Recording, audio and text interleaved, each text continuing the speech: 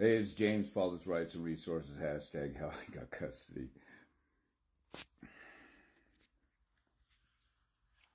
I don't know what to do about my gender. You know, people say that I'm an a-hole. I get people with comments on my YouTube channel. You can't talk to people like that and this and that. If your kids are not cleaning their room, leaving dirty dishes everywhere, let's say it's a teenager, they're borrowing your car, bringing it home late, or you come home and you need your car and your car is gone and they're supposed to have it in the driveway. Bring your car home on empty. Their room is dirty. You say, clean up your room. Like, I can't. I'm too tired. I can't because of this or I can't because of that. Or you have a younger kid who's just learning how to do chores and stuff and they say, I can't, I can't. That's what I hear all day long. So I weed out this stuff, telling my gender, get your shit together.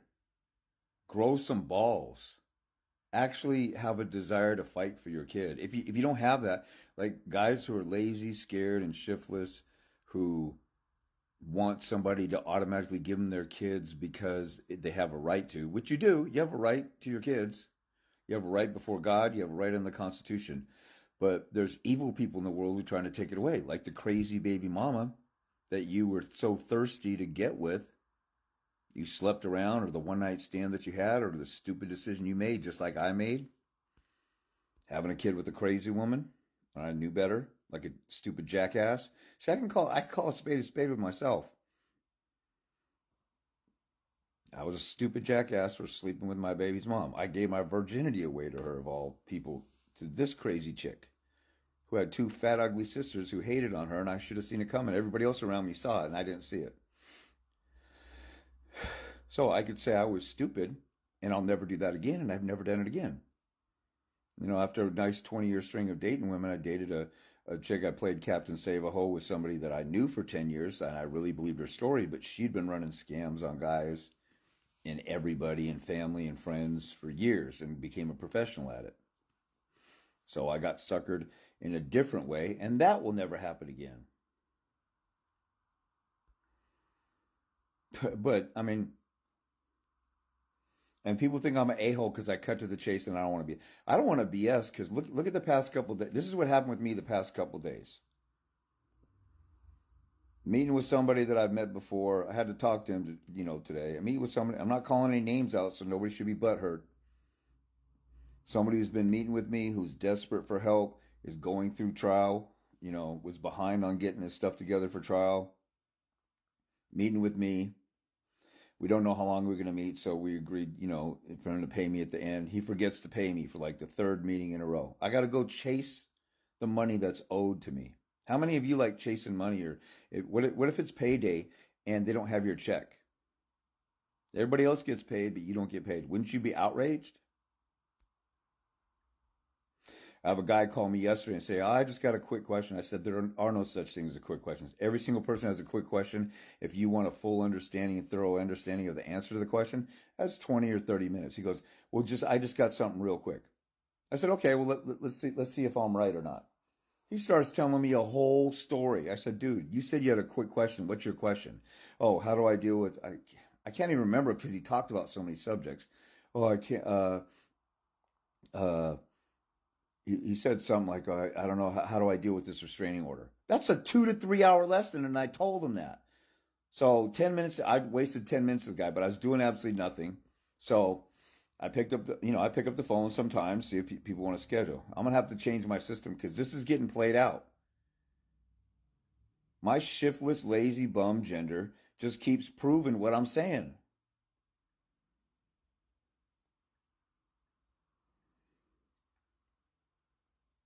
Today somebody scheduled an appointment, and when it's time to do an appointment, they're not letting me know. They're like, oh, I got it all figured out, but I don't have any money anyway to talk to you.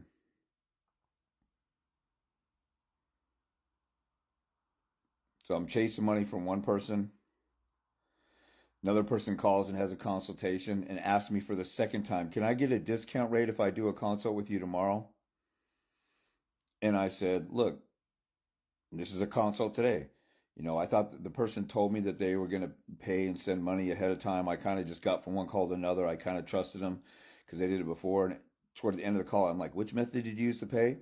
And this was a woman, and she said, oh, I'll pay you right now. So she was trying to get over on me. And then I look up and we're 10 minutes past the call. I said, look, we're 10 minutes past the call. We need to wrap up.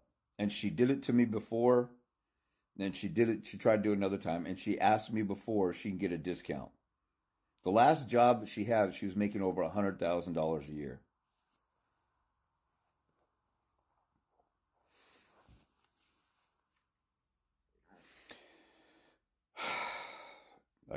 Supposedly she wasn't working, so I guess she's struggling or something. She's trying to get $500,000 from a guy who makes 400 grand a year.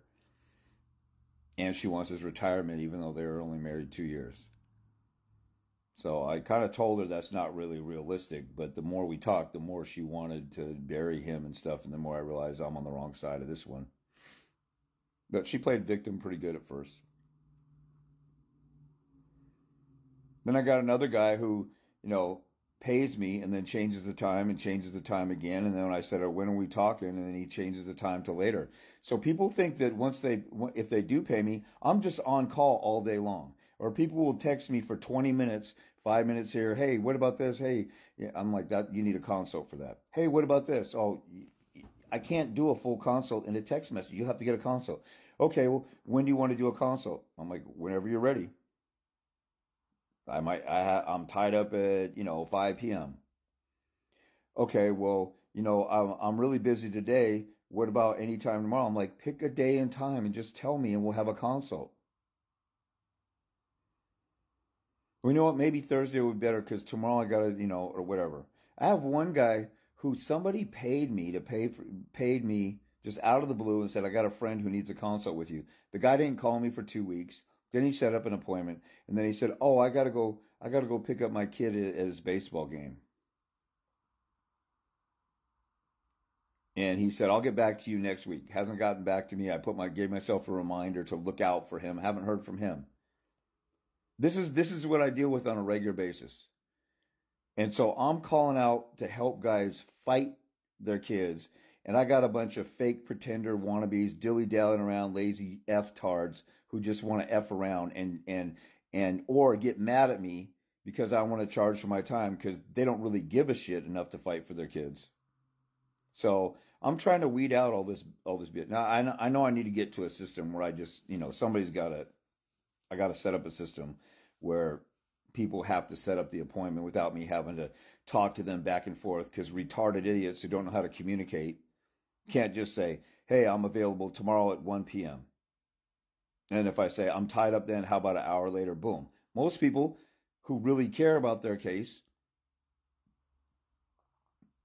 it's 1 or 2 text messages and we have a consult. I have people who call, they want a quickie question, they want me to prove that I know what I'm talking about, they want to ramble on, they want to hustle me for free stuff, they want to complain why I shouldn't be charging for my time. After they spend $100,000 on an attorney that screwed them over, somebody's actually going to give them real answers. I'm supposed to do it for free.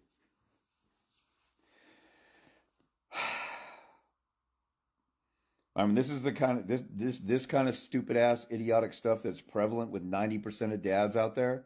This is why there's no fathers' rights movement. You guys sit out there and say, "Oh, I feel it in the air.